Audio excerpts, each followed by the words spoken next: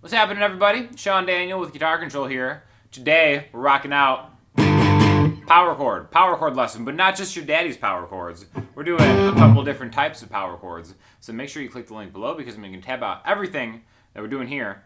And I want to talk about what a power chord is and then some different ways to use them that maybe you haven't even seen before. So power chord is something that is not totally a chord, but is still a chord, all right?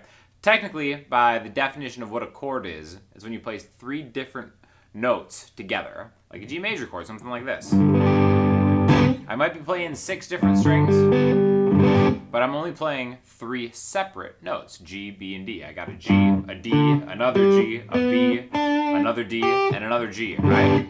3 different notes. That fulfills the definition of what a chord is. Now, you can play 2 notes, and it still has kind of the feel for a chord, specifically on electric guitar like this. This is a G power chord. So it doesn't fulfill the prerequisite 3 separate notes that give us a full chord, a major or minor chord, something like that. But it sounds good. It sounds thicker than just a G note. It gives us some gusto, right? It's called a power chord, all right? Now generally, a power chord is a root note and it's fifth. So 3E and 5A would make a G power chord. Now that isn't major or minor. It's just a sound of a root note and it's fifth. When I say it's fifth, I mean the 5th note away from it in its own major scale. 1, 2, 3, 4, 5. 1 and 5. Okay? Now there are 2 main types of scales that you might first learn on a guitar. There's a major scale and there's a minor scale.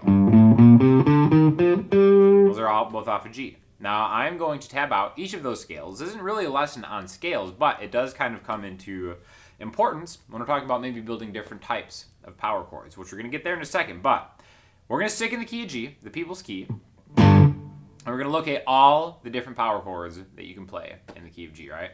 It's actually really simple too, and I think a lot of that comes from doing this 3 notes per string way of playing those same notes that we did. G, A, B, C, D, E, F sharp, G. All of those except for F sharp can become a power chord where you have its root and its 5th, okay? You can still kind of use that F sharp if you want, but technically the 5th of F sharp isn't in there. So let's locate all of those single notes in power chord form, and then maybe mix and match them up to kind of create some cool guitar stuff, right? Which a lot of just rock songs are just, this is exactly what they're doing, right?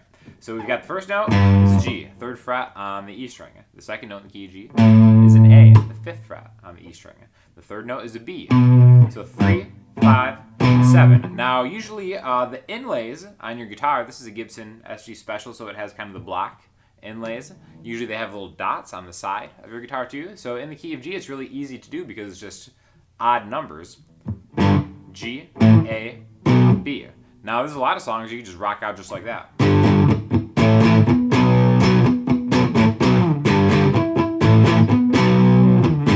Now you'll notice I've got my pinky in here too. You can always add the octave of a power chord too. So now I'm playing 3 strings. Again, I'm just adding a higher pitch of the same note to that chord. It does not change the fact that it's a power chord, all right? G, A, B. The great thing about the next 3 chords we're going to use, they're the exact same spot on the neck, just 1 string higher. Okay, so these are the next 3 notes in the key of G. C is 3A, D is 5A, and E is 7A. So we have G, A, B, C, D, E, just like going through the alphabet, all right? We can make them power chords. And then we can make them what I call super power chords, where you add the octave. So those are the 6 main notes in that key that become power chords traditionally. Again, you can use that 7th note if you want, which would be, if you want to use a F sharp, the 9th fret. G, A, B, C, D, E, F sharp, and then add another G. Okay, so all of these as power chords is going to be another figure on that tab that you can get in the link below. G, A, B, C, D, E, F sharp if you want, and then G, right? Now again, the F sharp, this note technically isn't in that key, but it doesn't matter. You can still rock with it, all right? So now really just locate these and then start switching them up, you know, just go in between them and maybe just start making up your own song.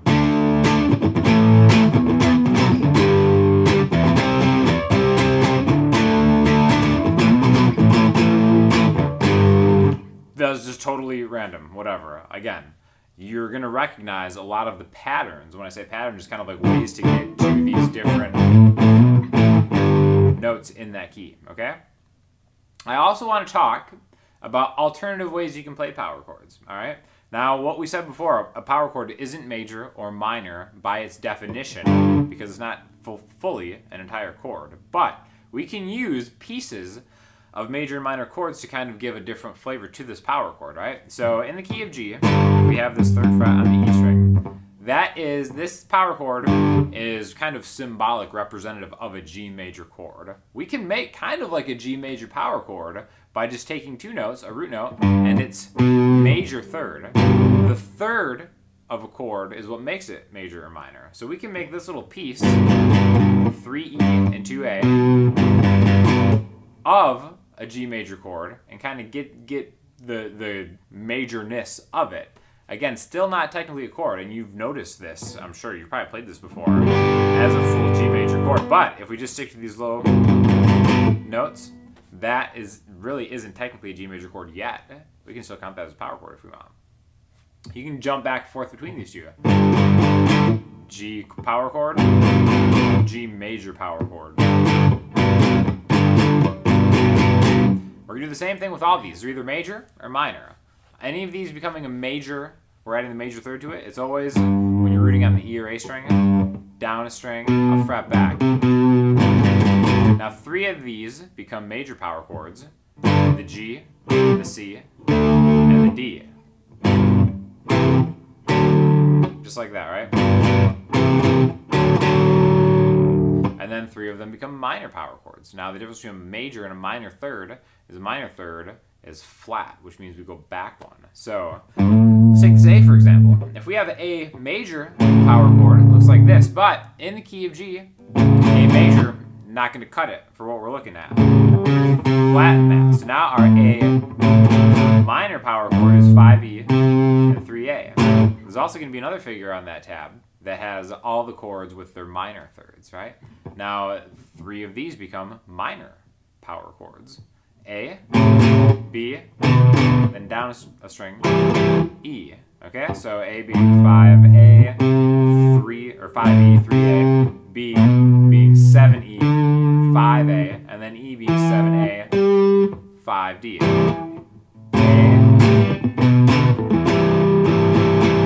We could have the major ones then. We can go through the entire chord scale, power chord scale if you want to call it that, just taking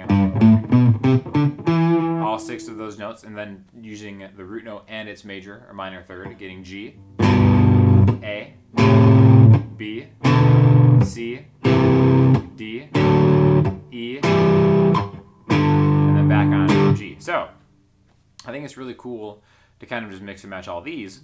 You don't always have to play them together at the same time. Sometimes you can like slide into a root note and its 3rd. I think that's like a really cool sound, and this really kind of helps visualize this because all of this is movable, right? All of these shapes in relation to each other are going to sound pretty good. That's just the key of G. We can move everything 2 frets higher. Now we're in the key of A.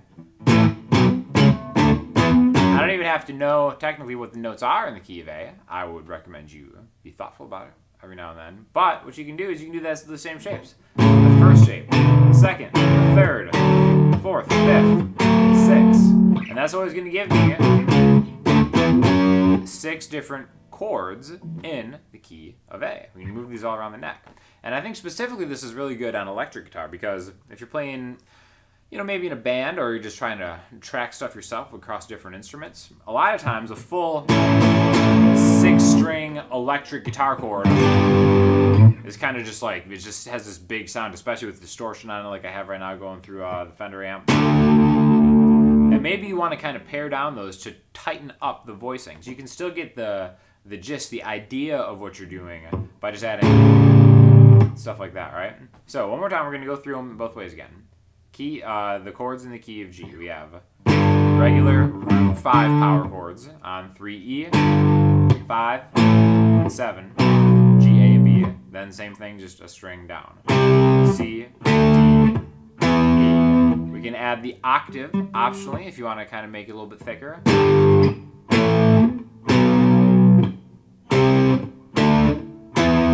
And then now let's add the major and minor third. Major, minor, minor, major, major, minor. So again, all of this stuff comes from just, adding that one interval. Now, again, like you have in that tab, the G major scale or minor scale, start experimenting by just adding different intervals. You don't always have to have a full minor chord or major chord when you do stuff like this. You can be like, all right, well, G minor, all right, well, what do I want to do? Maybe I want to add the root note and the sixth note in the minor. And it's like, oh, that's kind of a cool sound. And then go back from a power chord. I think it sounds really cool when you go back and forth and almost kind of like resolve on a power chord and add a different interval before that, like a minor 7.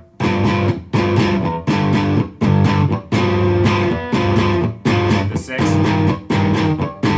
Then just start combining those intervals at your leisure.